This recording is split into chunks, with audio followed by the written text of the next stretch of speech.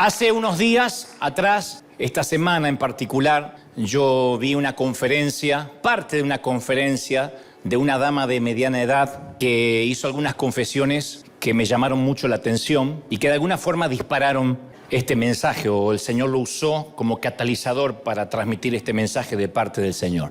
Ella dijo en la conferencia que había comenzado a darse cuenta de un fenómeno extraño que comenzó a ocurrirle dentro de su propio hogar. Primero, notó que cuando entraba en una habitación, nadie más en su familia lo notaba. Ella entraba a un sitio y nadie se daba cuenta que ella estaba entrando. Le decía a sus hijos, por favor, ¿pueden bajar el volumen del televisor? Y nada pasaba, nadie se levantaba, ni siquiera se movían para tomar el control remoto, como que ella ni siquiera estaba ahí. Volvía a decir, y esta vez alzando un poquito la voz, ¿podría alguien, por favor, bajar el volumen del televisor? Y nadie se inmutaba. Finalmente, llena de frustración, cuenta la dama, ella misma iba, tomaba el control y frente a la mirada absorta y perdida en alguna galaxia de los hijos y el marido, bajaba el televisor. Luego comenzó a notar que este tipo de cosas le empezaban a ocurrir más a menudo, pero ya no tenía que ver solo con los niños, sino que estaba, por ejemplo, en la tienda buscando harina sin gluten, gluten free. Pasa un empleado de la tienda, le dice, sí, disculpe, ¿podría? Y antes que terminara la frase, el tipo sigue caminando. Sigue de largo. La ignoró. Para ayudar a una muchacha más joven, de 20 y tantos años, que estaba en el mismo pasillo, que no encontraba la sal extra fina, y se la encontró. Y la dama se quedó en su búsqueda de harina sola, sin gluten, ¿no? Otra noche, ella y su esposo estaban en una reunión, aparentemente una fiesta, llevaban allí varias horas, ella ve que se hace tarde, así que cree que es la hora de regresar a casa. Notó que su esposo conversaba con su amigo o con un amigo, así que se le acercó a su marido y le susurra al oído, no deberíamos irnos. Él no la miró, siguió hablando con su amigo como si ella fuera un holograma, ni siquiera notó que ella se había parado junto a él y le había hablado. Y ahí la mujer comenzó a atar cabos. O dijo, o estoy muerta, o lo que es peor, no creo que él me pueda ver. Es más, creo que nadie me puede ver. Ese es el tema. Ahí entendí que soy invisible, que soy un holograma. Y para ella, a partir de ese momento, todo comenzó a tener sentido. El caso omiso de sus hijos, el empleado de la tienda, su marido, su propia madre. Entendió las miradas en blanco, la falta de respuesta, la manera en que sus hijos la veían que ella estaba hablando por teléfono y entraban y le empezaban a hablar como que no estaba hablando por teléfono. Y ella pensaba, ¿acaso no pueden ver que estoy hablando por teléfono? Obviamente no, porque no la pueden ver ni oír. Nadie podía verla en el teléfono, cocinando, barriendo o incluso durmiendo, porque nadie la podía ver en absoluto. Soy invisible, llegó a la conclusión esta mujer. Nadie me puede ver. Es más, cuando sirvo la cena, todos actúan como si la cena apareciera de la nada, como si la trajera Dios directamente del cielo. Entonces nos podemos sentar con una comida completa delante de nosotros y uno de los niños dirá, alzando la voz, yo no quería arroz, hablándole al aire.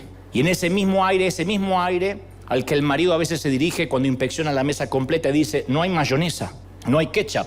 Y espera que la mayonesa o el ketchup aparezca de alguna parte, porque esta mujer dice, yo he llegado a comprender lo que significa. No te puedo ver, ni siquiera me estoy dirigiendo a ti, pero cuando digo que no hay mayonesa, estoy suponiendo que la mujer de la mayonesa se levantará y la traerá.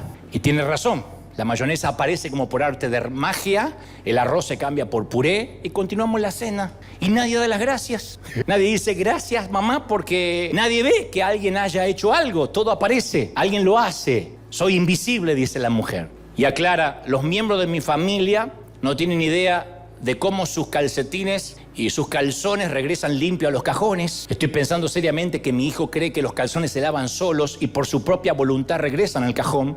Tampoco tienen idea mis hijos quién los lleva al colegio, por qué el perro ya no orina en la alfombra, cómo es que se repone solo el papel higiénico y por qué siempre hay toallas limpias. En una habitación que está llena de gente, nadie me mira a los ojos. Soy nadie, soy anónima y todo lo que hago nunca me lo agradecen. Aun cuando se celebra el Día de Acción de Gracias, nadie me dice gracias por todo lo que doy por sentado. Y lo que le sucede a esta mujer, que yo la escuchaba atentamente y que lo decía un poco en tono cómico, pero también con algo de tragedia, no es un tema cultural, no es un tema necesariamente de machismo, tiene que ver con una raíz espiritual. Hace poco escuché la frase, las niñas no son importantes. Y uno imagina que esa frase la dijo esa clase de retórica antifeminista fue dicha en el patio de un colegio secundario.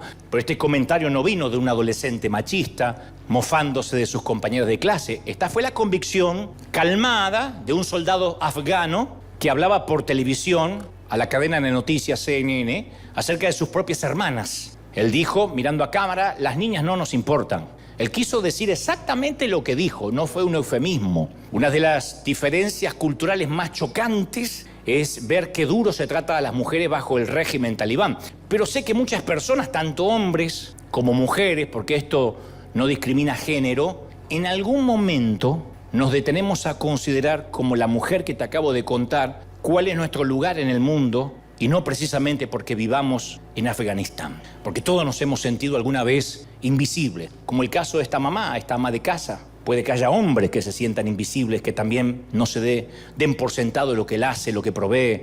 Hijos que se sientan invisibles. Realmente yo cuento, soy invisible. ¿Los demás notan quién soy o me habré muerto? Veo gente muerta. ¿Se acuerdan de la película de hace muchos años? Tal vez estemos muertos y nadie nos lo dijo, pero somos invisibles. Y tenemos miedo a evaporarnos. Que nadie note que alguna vez pasamos por aquí. Le tenemos miedo a nuestra propia insignificancia. Y ese temor a veces cala tan profundo que uno dice, ¿alguien se dará cuenta que alguna vez pasé por aquí, que estuve, que dejé una huella? Y en la historia que Dios me llevaba a transmitirle, es una mujer llamada Agar, la sirvienta de Sara, la esposa de Abraham. Y en este caso no había discusión de que Agar era invisible. Quizás si esta dama, que ahora te voy a meter un poco más en la historia, hubiese vivido en otro tiempo, en otro lugar, quizá habría recibido un poquito de consideración, de respeto, de dignidad, y habría tenido, por cierto, una estima más sana, más saludable. Sin embargo, en la Biblia, en la época en que ella entra en la historia grande, ella pertenecía al fondo de la cadena alimenticia social. Era el último eslabón. Sé que Sara tenía una sierva egipcia llamada Agar. Tenía una sierva, una esclava egipcia llamada Agar. Agar era una esclava, punto. No era una empleada mal pagada. No era una voluntaria, era una esclava. Y uno tiende a leer esas palabras sin mucha emoción, esas palabras que son directas y sórdidas acerca de Agar. Esclava. Esas mismas palabras o ese mismo mote provocaba emociones encontradas, emociones muy amargas en Agar, porque ella era un alma perdida desde el principio, atrapada dentro de un marco cultural, un sistema cultural, donde había perdido todos sus derechos, donde había perdido su dignidad, su libertad, y la vemos en las Escrituras que ella es pequeña, insignificante, invisible, como la dama que te conté recién, la ama de casa, pero ella es más invisible comparada con las figuras legendarias que son los protagonistas principales, Abraham y Sara, por ejemplo. Y si uno lee toda la historia, que ahora te la voy a contar, ella vendría a ser una complicación en el relato, una complicación que desordena la línea del relato, la línea del guión de lo que Dios quiere hacer, una intrusa. Y yo no quiero que nos perdamos hoy, en este día tan especial de agradecimiento al Señor, esta historia fascinante, porque si no se nos va a escapar entre los dedos un mensaje muy sanador, de los cuales mucha gente está hambrienta en la actualidad, no solo aquí en el Arena, sino en otras partes del mundo. Y yo te tengo que confesar algo. A mí, desde que era pequeño y me enteré de esta historia de Agar, la muchacha no me simpatizaba mucho, no me gustaba que se metió en la historia. Para mí era la intrusa. Y para mucha gente sigue siendo la intrusa, incluso para otras mujeres. La ven a Agar como la intrusa que llegó para arruinarlo todo, la que destruyó una familia, parecía una robamaridos. Y está allí como la primera robamaridos de la historia, una extraña, una que encima luego se muestra un tanto pedante, orgullosa, le sale el argentino que todos guardamos dentro muy pequeñito y no queremos que salga. Pero un día el Señor cambió mi perspectiva hace mucho y empecé a tomarle cariño a la intrusa, la empecé a entender más que tomarle cariño, afecto. Llegué a simpatizar con la intrusa. La historia completa, que después la pueden leer en vuestros hogares, está en Génesis capítulo 16. Ahí está toda la historia de la intrusa. Si Sara, la esposa de Abraham, era estéril y no podía, obviamente, concebir y dar a luz hijos, y era un cero a la izquierda en la cultura antigua por ser estéril, Agar estaba en la columna de menos cero. Ser estéril estéril ya era una complicación, ya eras una cosa, menos que una cosa. Se cosificaba a las mujeres por no poder tener hijos. Ser esclava era peor todavía. Y aunque Agar compartía con Sara las desventajas, las vicisitudes que la mujer vivía en esta cultura patriarcal, Agar era más vulnerable todavía, porque no tenía derechos como su patrón así los tenía. Era egipcia, gentil, o sea, no era judía, obviamente, extranjera. Su género y su raza ya eran suficientes para complicarle la vida.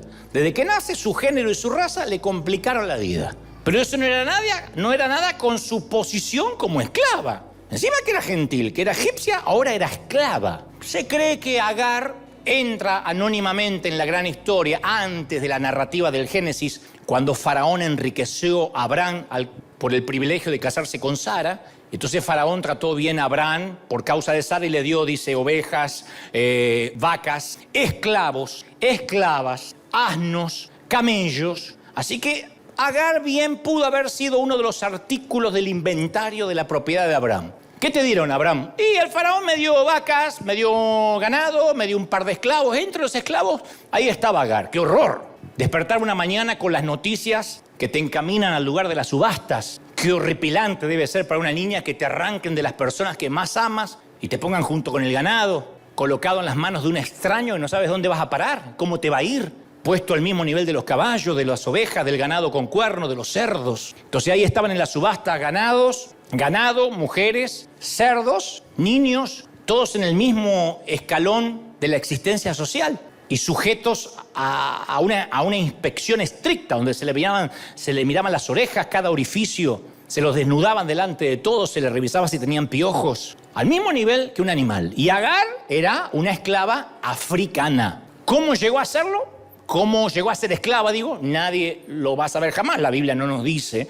Capaz que fue un botín de guerra. Alguien fue, peleó en algún sitio de África y tomó los esclavos. Tal vez la vendieron sus padres para pagar sus deudas, que era algo que se estilaba. Para poder comer vendían los hijos. Tal vez nació en la esclavitud como hija de esclavo. Y ella era la segunda, tercera generación de esclavos. No sé, la única pieza demográfica de Agar es su nacionalidad egipcia. Es lo único que sabemos. Además de eso no hay nada. Yo busqué y no hay nada. Solamente que era egipcia. Todo lo que la Biblia dice, completamente sola en el mundo, sin nadie que hablara por ella, sin representante legal, sin sindicato. Agar enfrentaba una sentencia de por vida de invisibilidad, de insignificancia. Era una propiedad humana y no tenía derechos ni sobre su propio cuerpo. Las esclavas no tenían derecho sobre su propio cuerpo.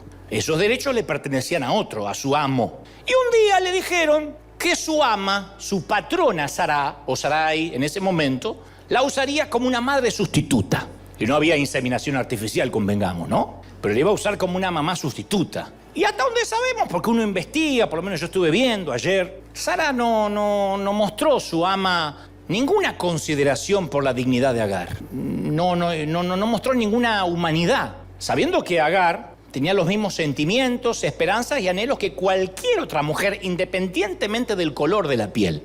Y la joven esclava no era nada más que la última oportunidad que tenía Sara de llegar a ser madre. Así que Sara un día, como se dice aquí en Estados Unidos, a su job description, a su tarea diaria, a su descripción de trabajo, le añadió la tarea de tener un hijo de su anciano esposo. Te vas a tener que acostar con el viejo.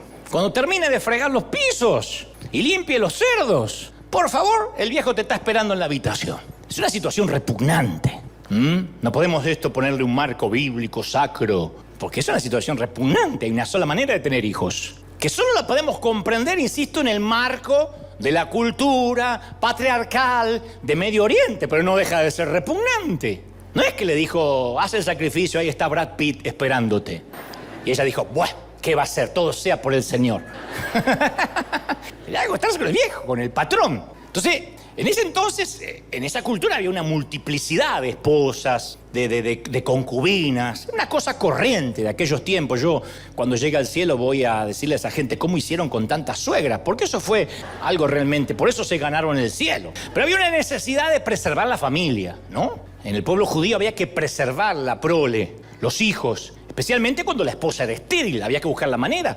Y muchas mujeres jóvenes crecían, eran criadas sabiendo que inevitablemente en algún momento de la vida iban a ocupar ese papel secundario en alguna familia. Iban a ser madres sustitutas. Génesis 16:2 dice, Sara tomó a Agar, la tomó, la esclava egipcia, y se la entregó a Abraham como mujer. Y Abraham tuvo relaciones con Agar y ella concibió un hijo. Parece que está todo en un versículo y pasó todo rápido, que fue un momentito, 3, 4 minutos. Los escritores, los teólogos creen que no fue solo una noche.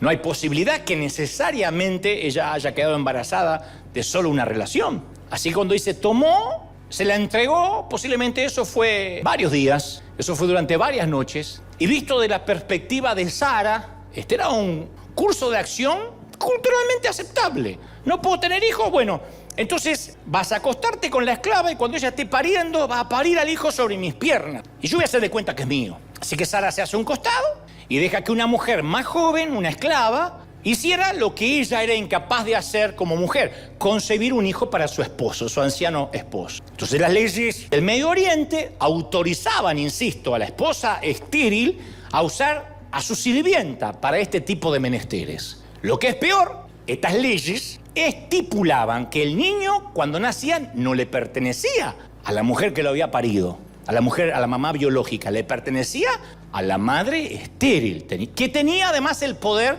de quedarse con la esclava o deshacerse de ella. Ya está, la había usado. Podía quedársela o venderla. La ley estaba del lado de Sara completamente. Agar, ¿cómo estaba? Sola. No tenía voz, no tenía voto, no podía decir no me gusta, no estoy dispuesta a hacer una cosa así.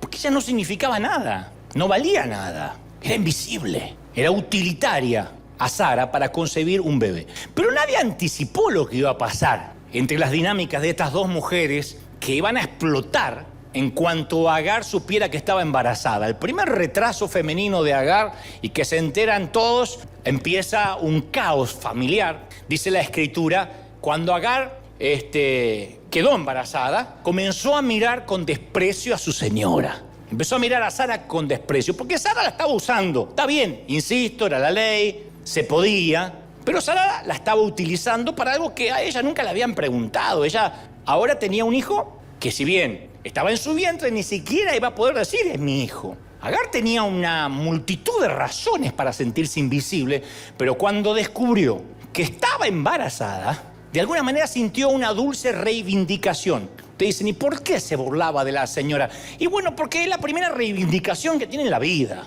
La usan como un trapo de piso, como material descartable. Ahora está embarazada y por lo menos siente que en algo le ganó a su patrona. Claro, su condición legal no cambió. No cambió para nada, pero su posición social se transformó. Ella triunfó donde falló Sara. Concibió un hijo. Entonces yo pienso que ese desprecio, ese menosprecio habrá sido una agresividad pasiva. No me imagino un esclavo maltratando o diciendo adjetivos en contra de su jefe, de su patrón, porque lo decapitaban. Yo creo que habrá sido una agresividad pasiva. Agar, ¿limpiaste los baños? Sí, dentro de todo. Yo pienso que o se tocaría la panza delante de ella. Ando con vómitos, perdóneme. Usted nunca va a saber lo que es eso. Cositas así. Las mujeres saben, tienen un don. El hombre más bruto, si quiere denigrar a alguien, la mujer sabe, ¿no? Tienen un don celestial. Ay, no sé, estoy antojada, Sarai le habrá dicho y la otra reventaba. Porque el embarazo no solo le dio valor como mujer, sino que además llevaba el vástago de Abraham en su vientre. Y la anciana Sara, herida, decide vengarse de su sierva insolente. ¿Quién se cree? Dicen en mi país esta chirucita, esta chamaquita. ¿Quién se cree? Esta negrita. ¿Quién se piensa que es? Abraham se mantuvo pasivo. Abraham se mantuvo pasivo en esta disputa familiar, hizo caso omiso, otro don que tienen los varones, lo que causó una espiral fuera de control. Porque él veía la disputa entre estas dos mujeres que se llaman chispas todo el día. Y en lugar de Abraham, teniendo un buen par de sandalias bien puestas, de establecer la paz en un hogar dividido, Abraham no ofrece más que un encogimiento de hombros.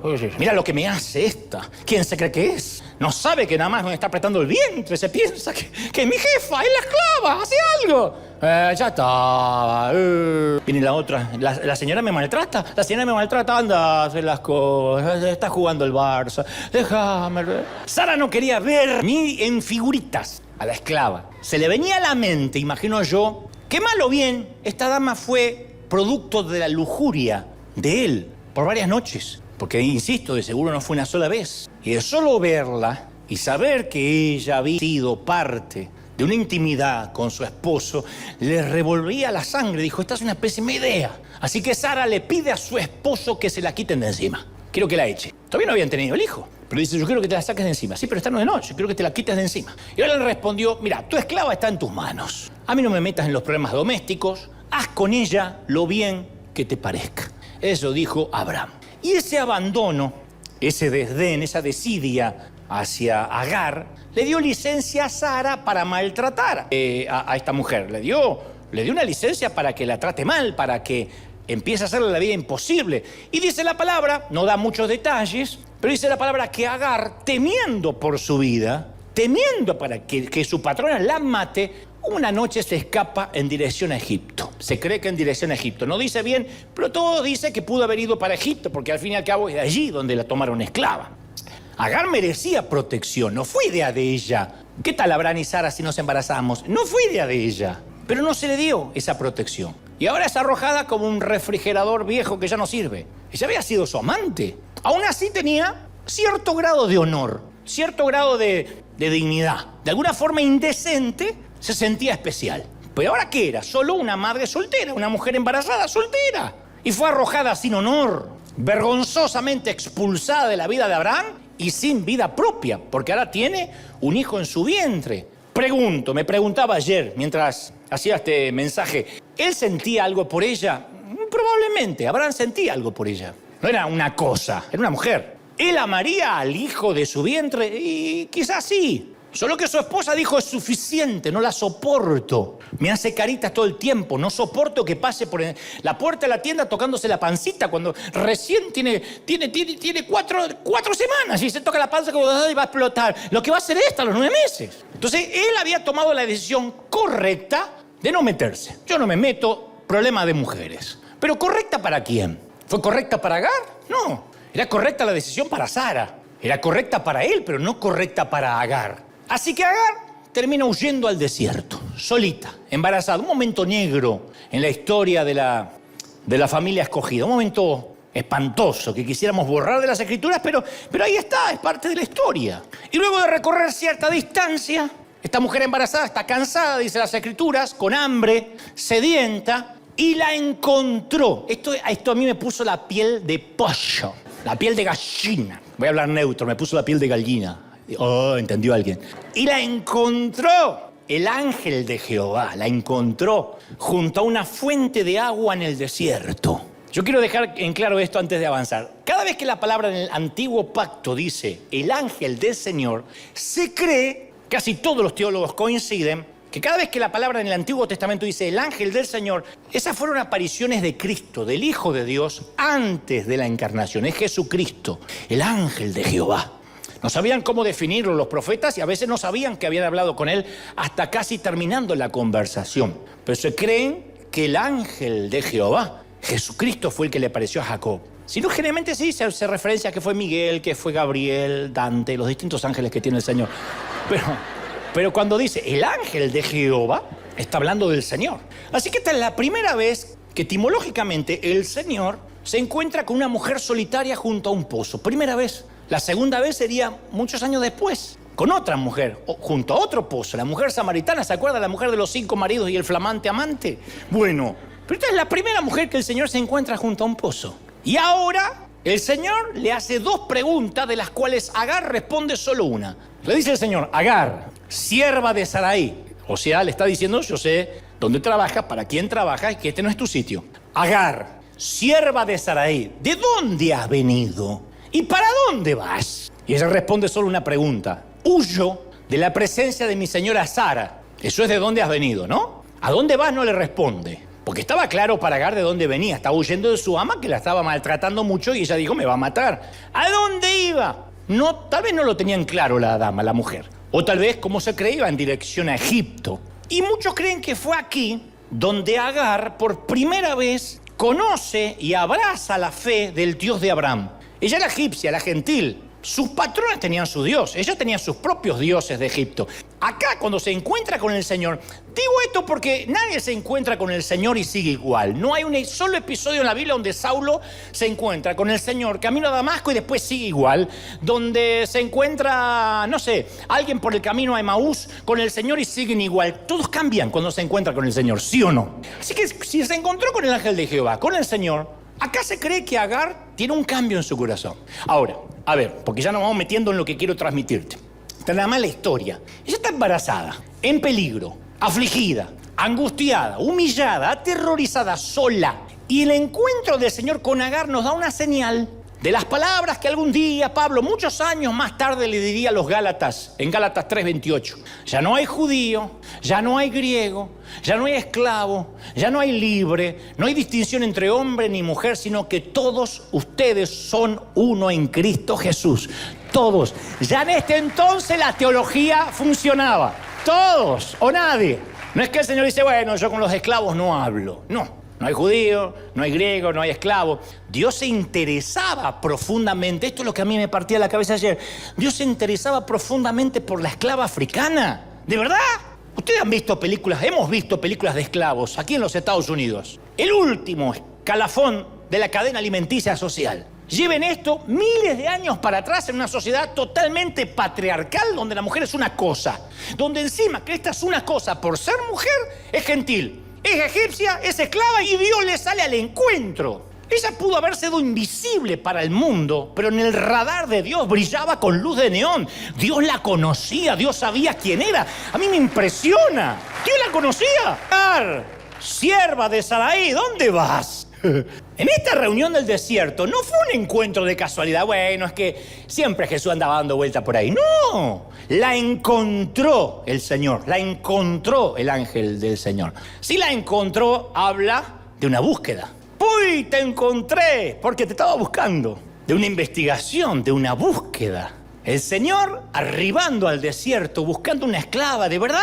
Y este encuentro transformaría completamente la vida de una joven esclava sin esperanza. Agar, sierva de Sarai, ¿de dónde vienes y a dónde vas? Abraham y Sara nunca se dirigieron, lo estaba mirando ayer, en todas las versiones bíblicas que puedo acceder, nunca se dirigieron a ella por su nombre. A los esclavos no se les llamaba por su nombre. Se les llamaba siervo, sierva, esclavo, esclava. El Señor las llama por su nombre propio. Y sabía a qué se dedicaba, a quién era. Entonces ahora es el momento perfecto, si ustedes no saben la historia, la mayoría la sabe, pero algunos tienen menos Biblia que una mezquita, y me están mirando así diciendo, ¿y ahora? Ahora pasa Noé con el arca y la rescata, no entendió nada del tipo. Ahora es el momento perfecto cuando imaginamos que el Señor, ya que está ahí, la emancipa a Agar de la esclavitud, la libera, ¿no? Y hace así, y transforma sus harapos en un vestido hermoso. Y le da una vida independiente y un gift card para que vaya a Target. Bueno, al menos eso pasa con las cenicientas de Disney, ¿no? Que en los cuentos la bella rompe el hechizo de la bestia dándole un beso. Jasmine se muda a la alfombra con Aladdin. A la sirenita le crecen pies de humana. Así que uno, a esta altura de la vida, uno espera algo como Agar. A partir de hoy dejarás de ser invisible. Ve y sé libre. Es lo mínimo que uno espera de estos encuentros con el Señor. Pero en lugar de eso, el Señor hace lo opuesto, la envía de regreso. Le dice, vuélvete a Sara y sométete, ponte sumisa bajo su mano. Orden de Dios. Ve y vuelve a Sara, sométete, mija. Ponte sumisa bajo su mano, niña. Si entendemos lo que trajo a Agar al desierto, justamente, estas instrucciones de Dios es una locura, es un suicidio. Y este es el punto. A veces las órdenes de Dios van en contra de la fibra más íntima de nuestros corazones y muchas veces las órdenes de Dios van en contra de nuestro sentido común. Yo me crié escuchando a gente diciendo, Dios me dijo que deje el trabajo y alguien me va a mantener. Cualquiera quiere una palabra profética así. Dios me mandó a predicar a Hawái. Pero hay cosas que, cuando se trata de dejar mucho dinero, una red llena de peces por seguirle, cuando se trata de dejar la comodidad o cuando se trata de permanecer donde uno quiere escapar, de pronto lo que Dios dice u ordena empieza a no tener sentido, por lo menos sentido común. Y para Agar significó regresar a una situación miserable, una situación peligrosa, una acción, insisto, suicida, una situación abusiva, Regresa, le dice el ángel, le dice el Señor. No le muestra un mapa para llegar a su familia en Egipto, bien pudo haberle dicho eso. Te guío y llegas y pasas la vida con tu hijo junto a tus padres si los tienes. No se hizo eco de sus quejas. Mira, Agar, hagamos un sindicato, ¿viste?, contra la patronal. No le da un plan de venganza contra Sara. El Señor le ordena que regresa al maltrato, regresa al dolor. No te muevas. Y regresar implicaba tragarse en un sándwich el orgullo, someterse. Y muchas veces, esto te lo digo por experiencia propia, cuando uno está ante los conflictos, muchas veces optamos por huir, que es lo más fácil. Escapá, no hables, evita la conversación, haz caso omiso como Abraham. Patán, ¿se acuerdan Patán? Entonces uno evita las incomprensiones, los desprecios. Sin embargo, huimos también porque no queremos cambiar, porque no queremos ceder. Yo no cedo, entonces huyo. Y creo que fue por eso que el Señor no solo le dijo que regresara, sino que le pide que dé un paso más. Sométete a su autoridad. No le dice regresa y hacerle la vida imposible. Ponele jeta. Viste que hay gente que obedece con jeta. Acá estoy, mándeme. Y por dentro te está mandando al palo más alto del barco. Quítale esa palabra de la mente ya. Difícil. Una situación difícil. Porque esta palabra sométete le estaba recordando que no regresaba en calidad de familia. Regresaba en calidad de esclava, de alguien que tenía que humillarse y encima pedir perdón por haberse escapado. La obediencia, aunque cueste y duela, trae bendición. Cuesta y duele, pero trae bendición. ¿Lo crees de verdad? Pero cuesta. ¿Por qué regresar? Bueno, en primer lugar, en el desierto había muchas posibilidades de morir. No iba a sobrevivir. O podría perder su embarazo. ¿Cómo iba a cuidar ella misma y del bebé? Esta no sería la primera vez que la echen. Hay otra ocasión que hoy no nos compete. Pero esta es la primera vez que ella embarazada no la echan, sino que esta vez escapa, ¿no? Pero teme por su vida. Regresar le garantizaba protección. Y por otro lado, hay algo que debemos entender. El carácter no se forja huyendo de los problemas. No se forja. El carácter se forja en el roce día a día. A mí me ha costado mucho como líder tener que a veces confrontar situaciones con empleados, con líderes. Muy feo. Yo trato de evitar la confrontación y digo, Señor, resuélvemelo tú. Yo por muchos años resuélvemelo tú, Señor. No te pido mucho, un infarto y ya. Este líder que me hace la vida imposible, le agarra un patatús y queda ahí, ay, Señor, y yo le hago un lindo funeral. Resuélvemelo. No se hagan las Heidis sorprendidas porque la mayoría pensaba en algún momento eso. Pero para crecer necesitamos aprender a lidiar con los conflictos, enfrentar las situaciones difíciles.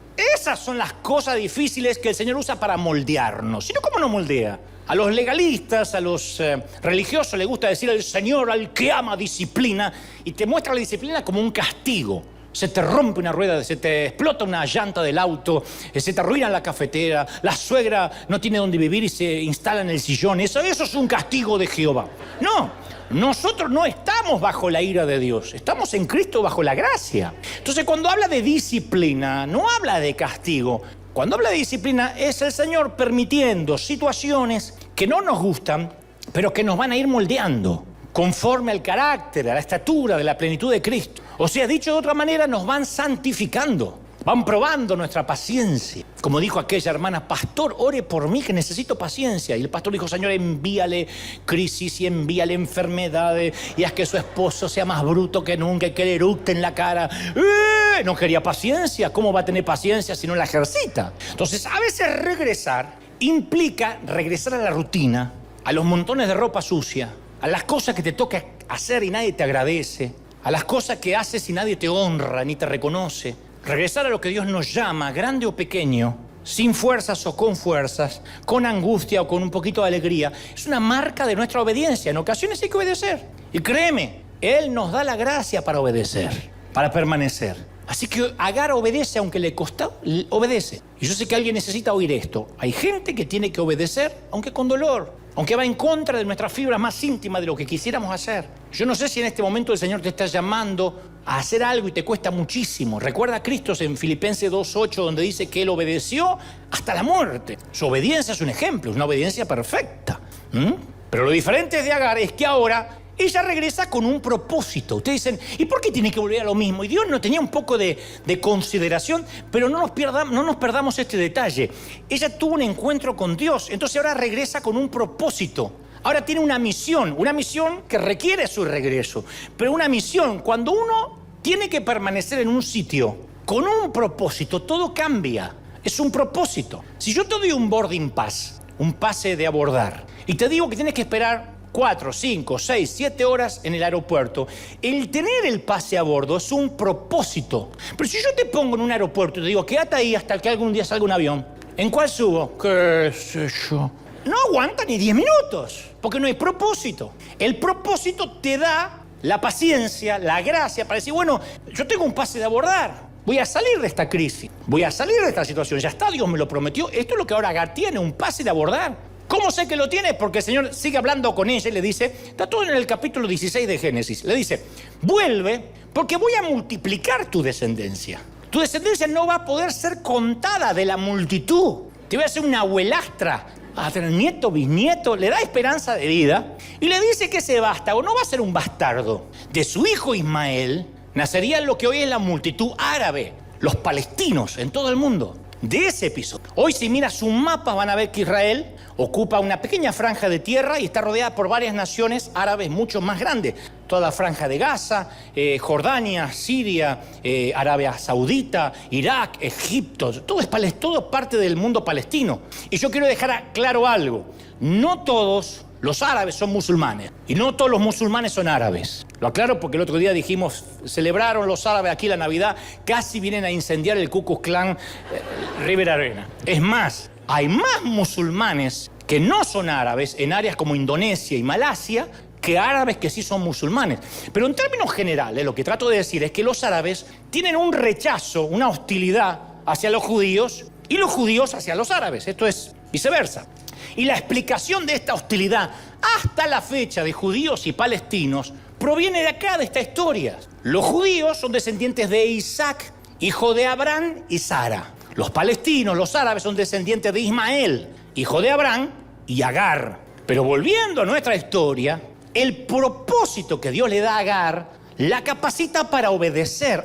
Yo no soy la madre soltera, la loquita, la roba maridos. Mi hijo tiene un propósito. Y entonces esta mujer abatida le oye decir a Dios que ella y su hijo estaban incluidos en las promesas de Dios para Abraham. Que no era un desorden en el relato, una cosa que pasó sin querer. Que ella no estaba en la periferia, por fuera del radar, orbitando lejos de la vida de Abraham. Que Dios tenía un plan también para ella. ¿Me están siguiendo, sí o no? Esto le cambia la perspectiva. Cuando dice, yo tengo un plan. Señor, pero yo no aguanto más en esta iglesia, no aguanto más en esta situación, no aguanto más en esta familia. Dios dice, yo tengo un plan. Te di un pase de abordar. Yo no me olvidé de ti. Yo nunca dejé de mirarte y sé tu nombre, sea que te dedicas.